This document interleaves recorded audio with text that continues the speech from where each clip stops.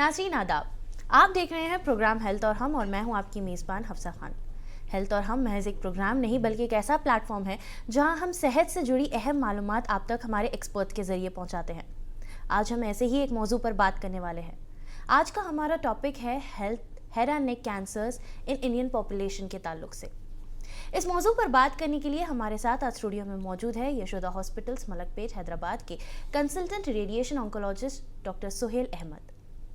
Sir, बहुत बहुत इस्तकबाल है आपका हमारे शो में। जी, अस्सलाम वालेकुम। मैं doctor Suhail Ahmed, consultant radiation oncologist Yashoda hospital Malakpet से हूँ। आज हम हेड एंड नेक कैंसर्स यानी मुंह, गला और नाक में होने वाले और सलाइवरी ग्लैंड्स में होने वाले कैंसर्स के बारे में बात करेंगे और उसकी मालूमात हासिल करेंगे। तो डॉक्टर साहब, सबसे पहले हम शो का आगाज़ इसी सवाल से करते हैं कि हेड एंड नेक कैंसर्स होते क्या हैं एंड ये स्पेसिफिकली कौन से एरियाज़ में होते हैं, आप वो भी मेंशन करिए। देखिए, हेड एंड नेक कैंसर्स आमतौर पे मुंह में होते हैं, ज़ुबान पे, लिप पे और यानी होठों पे, और वॉइस बॉक्स के पिछले हिस्से पे जहाँ पे हम निगलते हैं, जिसे हम ओरोफैरिंग्स हलक कहते हैं, वॉइस बॉक्स में, और सलाइवरी ग्लैंड जहाँ से हमको थूक बनता है उसमें होते हैं। तो इन सब कैंसर, और नाक के पिछले हिस्से में नेज़ोफैरिंग जिसे कहते हैं, इसमें कैंसर्स पाए जाते हैं। इन सबको हेड एंड नेक कैंसर्स कहता है। और ब्रेन कैंसर्स एक अलग मौजू है, इस पर इंशाल्लाह फिर कभी बातचीत होगी। आज हम हेड एंड नेक कैंसर्स जो फेस यानी चेहरे पे और गले में होते हैं उसके ऊपर बात करेंगे। अब स्पेसिफिकली हम इंडिया को ही अगर ले लें तो इंडियन पॉपुलेशन में सबसे ज़्यादा कॉमन किस वजह से हो रही है, आप वो थोड़ा हमें बताइए।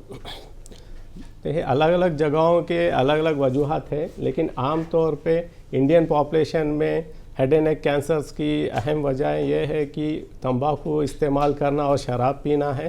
तंबाकू किसी जैसे इस्तेमाल सिगरेट में, बीड़ी में, गुटखा, पान मसाला में इस्तेमाल किया जाता है, ये अहम वजह है। बाद में शराब है, और दूसरे दीगर वजूहत हैं जैसे कि नेज़ोफैरिंग्स, नाक का कैंसर वायरल इन्फेक्शन से भी होता है, जैसे एप्स्टीन बार वायरस है, और गले का कैंसर और हलक का कैंसर में ह्यूमन पैपिलोमा वायरस का भी रोल समझ में आया है। तो ये सब सारे वजूहत है, और जेनेटिक कॉसेस भी हैं, जैसे थायराइड कैंसर्स में जेनेटिक कॉसेस भी हैं, इसकी वजह से कैंसर होता है। अब स्मोकिंग, तंबाकू या गुटखा, ये सब जो है एक मेन रोल प्ले करते हैं यूजुअली कैंसर्स में। तो अब इनका हेड एंड नेक कैंसर से क्या ताल्लुक है, आप थोड़ा वो हमें बताइए। देखिए, तंबाकू में बहुत सारे केमिकल पाए गए हैं, जैसे 70 से ज़्यादा केमिकल पाए हैं, जिसमें 1,3-ब्यूटाडीन, अमाइनो नैप्थलीन, नाइट्रोसामाइन और बेंजीन कंपाउंड्स हैं, जो प्रूवन कैंसर कार्सिनोजेंस है, यानी जिससे कैंसर होता है, ये साबित होता है रिसर्च में। इसलिए tobacco is a causative factor for many cancers, यानी बहुत सारे कैंसर्स में एक वजह बन चुका है, ख़ासतौर हेड एंड नेक कैंसर्स में, और लंग कैंसर में, ब्लैडर कैंसर में, पैनक्रियाटिक और लिवर कैंसर्स में। अब स्मोकिंग और अल्कोहल मिलकर क्या कैसा रिएक्ट करते हैं लोगों में, आप वो थोड़ा बताइए। स्मोकिंग और अल्कोहल दोनों का सिनर्जिस्टिक इफेक्ट है, यानी वो एक दूसरे को मदद करते हैं कैंसर को करने में और बढ़ावा देने में, इसलिए दोनों को अवॉइड करना बेहतर है। अब यूजुअली ये इंडियन पॉपुलेशन में अब रीज़न तो समझ में आ गया है कि अल्कोहल कंजम्पशन एंड स्मोकिंग की वजह से ही ये बढ़ता है। अब आप एज फैक्टर की हम बात करेंगे तो कौन से एज फैक्टर्स में ये काफ़ी ज़्यादा कॉमन है? आमतौर पे head and neck cancers 45 years या 50 ईयर्स के बाद देखे जाते हैं, जहाँ पे लोग पिछले 10 या 15 साल से स्मोकिंग या अल्कोहल कंजम्पशन कर रहे हैं। इन लोगों में, इन ग्रुप में पाए जाते हैं। अब ये ओरल कैंसर जो होते हैं, जैसे कि कई बार हम मूवीज़ जाते हैं तो एक डिस्क्रिप्शन के लिए लोगों के पास अवेयरनेस के लिए एक वीडियो आती है कि सो एंड सो पर्सन को माउथ कैंसर हो गया था, जबड़े का कैंसर हो गया था। अब ये ओरल कैंसर इतना ज़्यादा, काफ़ी ज़्यादा कॉमन है, लोगों में आजकल दिख रहे हैं। अब ये चीज़ को अवॉइड करने के लिए लोगों को क्या करना चाहिए? अवॉइड करने के लिए सबसे बेहतरीन तरीक़ा है कि आप तंबाकू, सिगरेट, पान मसाला, गुटखा मत इस्तेमाल करें और छोड़ दें। और जो लोग आपको या दोस्त आपको इस तरफ ले जाते हैं, उनसे भी आप तो थोड़ा सा दूरी इख्तियार करें। हाँ, क्योंकि अच्छी सोबत का असर अच्छा होता है और बुरी सोबत का बुरा। अब यूजुअली अगर आपका हम पर्सनल एक्सपीरियंस देखेंगे तो पेशेंट्स जब आपके पास आते हैं तो कौन सी ऐसी कॉमन प्रॉब्लम या कॉमन कंप्लेन लेकर आपके पास आते हैं? इंडिया में सबसे common head and neck cancer, India में सबसे common head and neck cancers में ओरल कैविटी कैंसर्स है, मुंह का, ज़ुबान का और होठ का।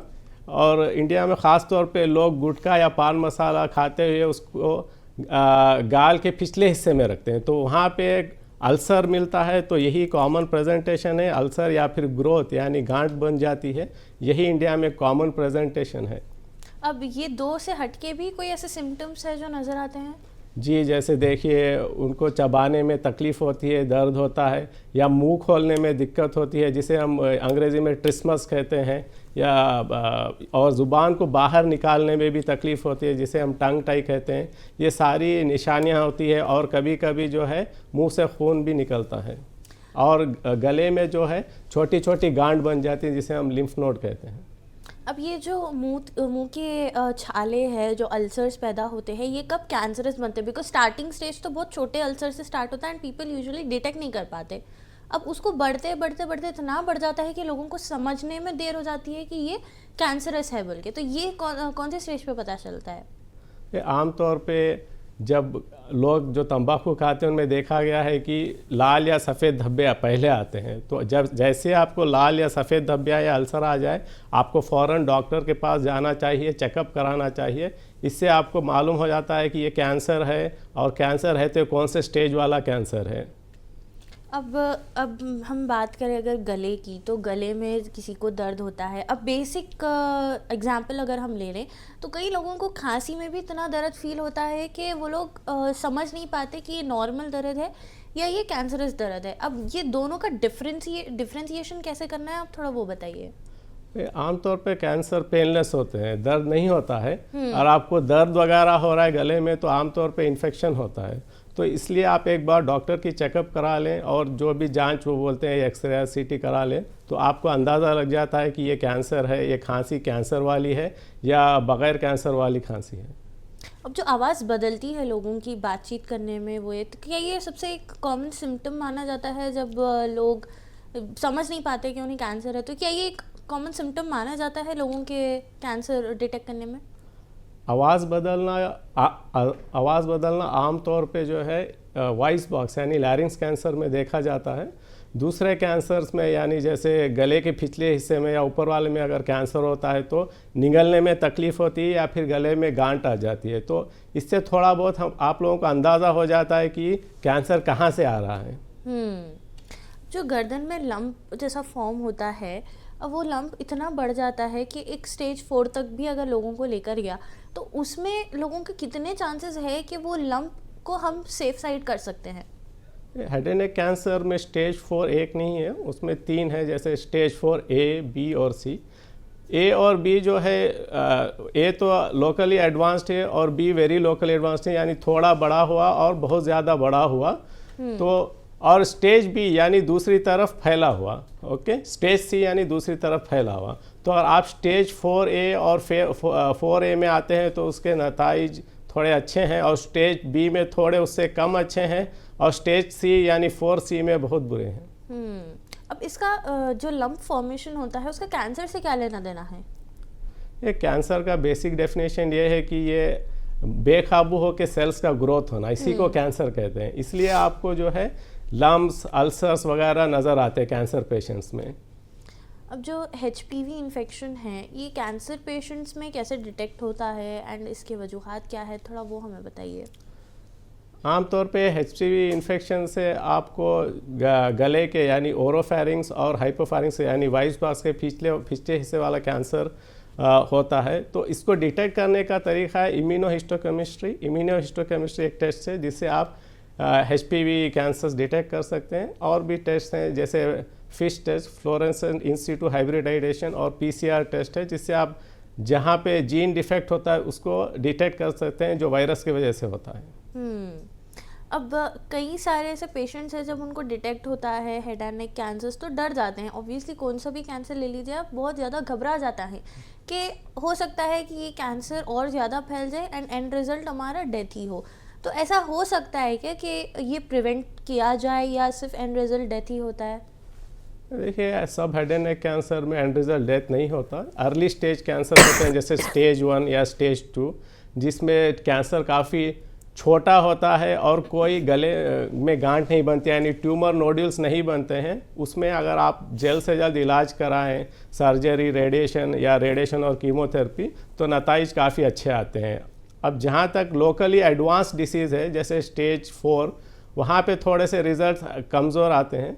तो इसलिए जहाँ तक भी जो लोग को हेड एंड नेक का कैंसर्स होता है, अल्सर हो गया मुंह में, या सफ़ेद छाले हो गए या लाल छाले हो गए, जिसको हम ल्यूकोप्लेकिया, अरिथ्रोप्लेकिया कहते हैं, फ़ौरन आपको जाके डॉक्टर से जांच करानी है और उन्हीं के सलाह पे आपको इलाज लेना है।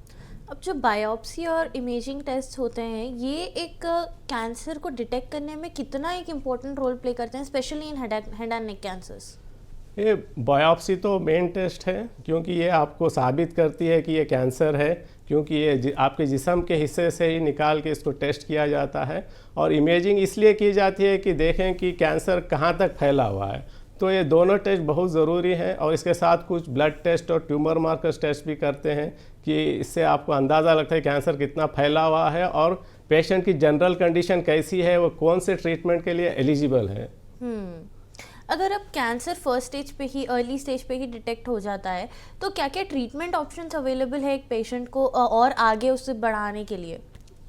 ये जहाँ तक ओरल कैविटी यानी मुंह, जुबान और होंठ का कैंसर है, जिसको हम ओरल कैविटी कैंसर्स कहते हैं, अर्ली स्टेज में डिटेक्ट हो जाए तो उसका प्राइमरी ट्रीटमेंट यानी बुनियादी ट्रीटमेंट जिससे कैंसर पे काबू किया जा सकता है, वो सर्जरी है। उसके बाद जैसे हिस्टोपैथोलॉजी रिपोर्ट आती है ऑपरेशन के बाद, उसे देखते हुए रेडिएशन या उसके साथ कीमोथेरेपी भी दी जाती है। जहाँ तक गले का और नेज़ोफेरिंक्स या नाक का कैंसर है, अर्ली स्टेज में भी हम लोग रेडिएशन इस्तेमाल करते हैं, वहाँ पे सर्जरी का रोल बहुत कम है। तो इस तरह से अलग अलग हिस्सों के अलग अलग किस्म के जो है इलाज मौजूद हैं। अब जो ये ट्रीटमेंट ऑप्शंस है, सर्जरी रहने दीजिए आप, ये रेडियोथेरेपी या कीमोथेरेपी, तो ये यूजुअली पेशेंट को कब सजेस्ट किया जाता है कि रेडिएशन एंड कीमोथेरेपी उन्हें कब लेना चाहिए? आफ्टर सर्जरी या बिफोर सर्जरी भी ऐसा होता है कि उन्हें रेडिएशन या कीमोथेरेपी सजेस्ट किया जाता है? जी, जैसे मैंने आपको बताया कि वॉइस बॉक्स कैंसर है, मिसाल के तौर पे अर्ली स्टेज आपको लैरेंजियल कैंसर है, T1 और T2 लीजन जिसको हम कहते हैं, वहाँ पे रेडिएशन ही सजेस्ट किया जाता है एज ए प्राइमरी ट्रीटमेंट, क्योंकि आप सर्जरी करेंगे तो आपकी वॉइस जाने के चांस ज़्यादा होते हैं। लेकिन अभी मौजूदा दौर में ट्रांस ओरल लेज़र सर्जरीज़ और ट्रांस ओरल रोबोटिक सर्जरीज़ आए हैं, जहाँ पे लैरिंग्स को प्रिजर्व करते हुए सर्जरी की जाती है, जिससे आपको जो है वॉइस प्रिजर्वेशन यानी आपकी आवाज़ बचाई जा सकती है। लेकिन इसकी सहूलत कम जगहों पे है, इसीलिए रेडिएशन को ही अभी भी प्रिफर किया जाता है। तो लोगों को यूजुअली इसके लिए काउंसिल या प्रिपेयर कैसे किया जाता है हॉस्पिटल्स में? जैसे पेशेंट आता है, उनको अपने कैंसर के डॉक्टर की जिम्मेदारी है कि उनका कैंसर क्या है, उसको आप बताएं, समझाएं, उसका इलाज कैसे होगा, उसके कॉम्प्लिकेशंस क्या होंगे, उसके फॉलोअप क्या होता है, पूरी मुकम्मल जानकारी देना चाहिए। ये इसी तरह से प्रोटोकॉल चलता है।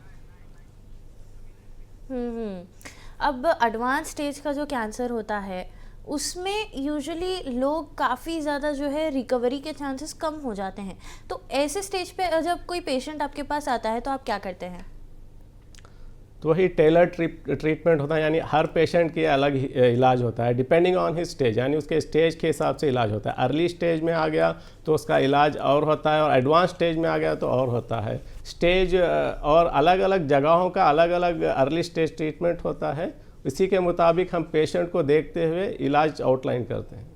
अब ट्रीटमेंट के बाद जो फर्स्ट स्टेज में ही जब पेशेंट आ जाता है आपके पास और उनकी सर्जरी सक्सेसफुली हो जाती है, तो इम्प्रूवमेंट रेट्स कितने ज़्यादा होते हैं इनके अंदर? हेड एंड नेक कैंसर्स में पोस्ट सर्जिकल इम्प्रूवमेंट रेट्स बहुत ज़्यादा है, यानी 90% तक इम्प्रूवमेंट रेट्स हैं। तो ऐसा हो सकता है कि ये वापस आए लोगों में, या प्रिवेंटेबल हो सकता है उसके बाद ही? Early stage cancer usually local control, जिसको हम कहते हैं कि कैंसर पे काबू पाना, ऑलमोस्ट 90% लोगों में काबू हो जाता है, यानी 5 साल से 10 साल तक उनको फिर कैंसर नहीं आता। लेकिन फॉलोअप ज़रूरी है, हर 3 महीने से 6 महीने में फॉलोअप करते रहना चाहिए। अब यूजुअली लोग ये सोचते नहीं है कि जब तंबाकू एंड अल्कोहल कंजम्पशन को करते हैं तो ये इतनी बड़ी चीज़ को जो है टेक ऑफ कर लेता है। अब जैसे कि स्टार्टिंग स्टेज आपने बताया कि अल्सर्स आते हैं एंड देन उसके बाद में जब वो लोग डिटेक्ट नहीं करते तो काफ़ी देर बाद आपके पास आते हैं। क्या कभी ऐसा होता है कि लास्ट स्टेज पर कोई पेशेंट आ जाए एंड आप उसको सर्जरी नहीं कर सकते, उसको कोई ट्रीटमेंट नहीं दे सकते, ऐसा कभी हुआ है आपके साथ?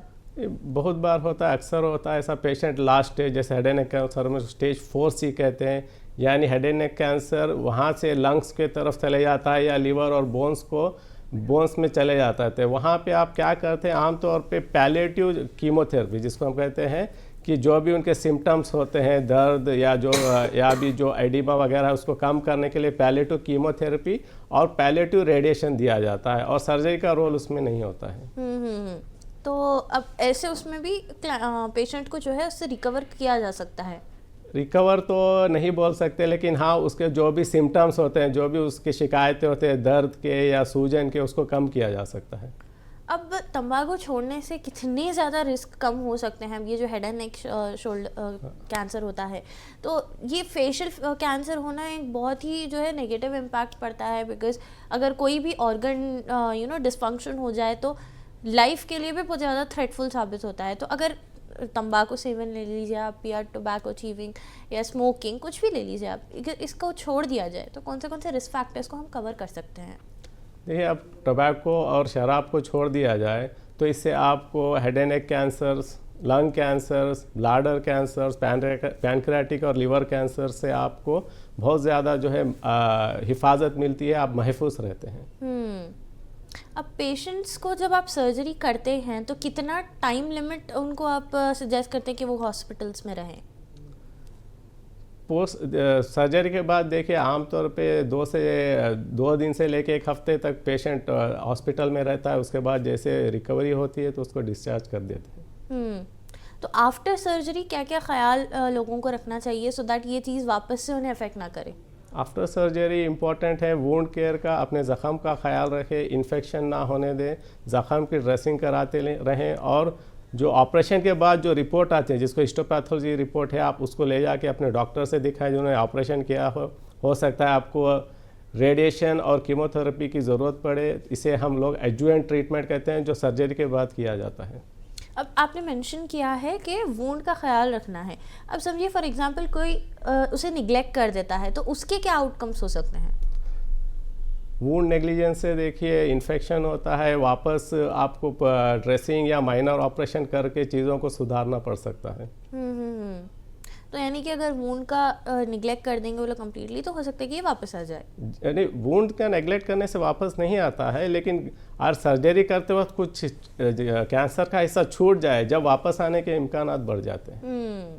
यानी कि नाजरीन, कोई भी बीमारी ले लीजिए, उसको किसी भी चीज़ पे निगलेक्ट नहीं करना है आपको। जैसे अभी डॉक्टर साहब ने बताया कि पोस्ट सर्जरी आपको बहुत इम्पॉर्टेंट है कि आप अपने हेल्थ का ख्याल रखें, साथ ही साथ वुंड का भी।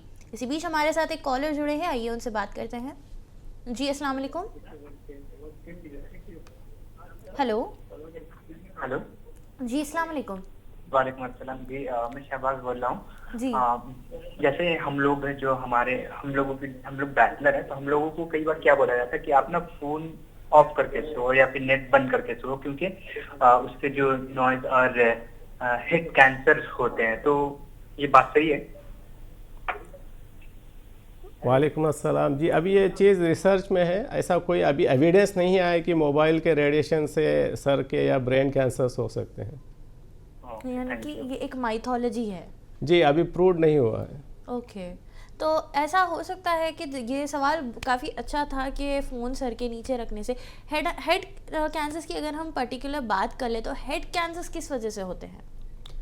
आमतौर पे head and neck cancers, brain cancers को छोड़ के, जैसे मुंह, गले और नाक के कैंसर से, वो तंबाकू, शराब पीने से, human papilloma virus, Epstein Barr virus से, और जेनेटिक कॉजेज़ के वजह से, और प्रीवियस रेडिएशन एक्सपोजर की वजह से भी होते हैं। इसी बीच हमारे साथ एक और कॉलर जुड़े हैं, आइए उनसे भी बात करते हैं। जी अस्सलाम वालेकुम। जी अस्सलाम वालेकुम। वालेकुम सलाम। क्या सवाल है आपका? ये आज का जो हेड और नेक कैंसर की वजूहात क्या होती है? वजूहात पूछ रहे हैं आप हेड एंड नेक कैंसर्स की? जी, जैसे अभी अभी मैंने बताया है वही वजूहत है, तंबाकू इस्तेमाल करना, शराब इस्तेमाल करना और human papilloma virus infection, Epstein Barr virus infection, previous radiation exposure, यानी पहले आप रेडिएशन ले चुके हैं वो वजह हो सकती है, और जेनेटिक कॉजेस हैं जैसे मैन सिंड्रोम है, ये सब वजूहत हैं हेड एंड नेक कैंसर्स के लिए। अब बच्चों में भी ये नज़र आता है, अगर फॉर आजकल की जनरेशन की अगर हम बात कर ले तो टीनेजर्स भी काफ़ी सारे ऐसे हैं जो अल्कोहल कंजम्पशन एंड स्मोकिंग के काफ़ी ज़्यादा प्रोन हो गए हैं। अब वैसे बच्चों में भी क्या नज़र आता है हेड एंड नेक कैंसर्स के सिम्टम्स? जी, मैंने कम से कम 20 साल उम्र के लड़कों में, टीनेजर्स में भी cancers, head and neck cancers देखे हैं। तो ये बहुत अफसोस की बात है कि यंग जनरेशन इसका एडिक्ट हो रहा है। तो चाहे यंग जनरेशन को चाहिए कि इसको अवॉइड करें और ऐसे सोबत वालों से भी दूर रहें। अब इंडियन पॉपुलेशन के लिए आपका एक अवेयरनेस मैसेज क्या रहेगा सबके लिए to avoid head and neck cancers? Basically India में हेड एंड नेक कैंसर्स का मेन वजह जो है तो तंबाकू और अल्कोहल कंजम्पशन है। इसलिए मेरी आपके लिए मशवरा है कि आप तंबाकू और अल्कोहल को अवॉइड करें और उन लोगों की सोबत से भी दूर रहें जो ये चीज़ इस्तेमाल करते हैं। वेल, बहुत बहुत शुक्रिया डॉक्टर साहब आपका हमारे साथ जुड़ने के लिए। आई होप आप जो इतनी अच्छी तकरीब पेश किए कि लोगों से सोहबत से दूर रहना बहुत ज़रूरी है, क्योंकि आजकल की जनरेशन में अगर हम देखें तो काफ़ी सारे ऐसे दोस्तों में ही माहौल होता है जहाँ पे ख़राब बच्चे होते हैं। तो बच्चों में ही नहीं, मैं बड़ों से भी रिक्वेस्ट करूँगी कि आप लोग अपनी हेल्थ का ख्याल रखिए, अल्कोहल कंजम्पशन, स्मोकिंग, हर चीज़ को दूर करिए।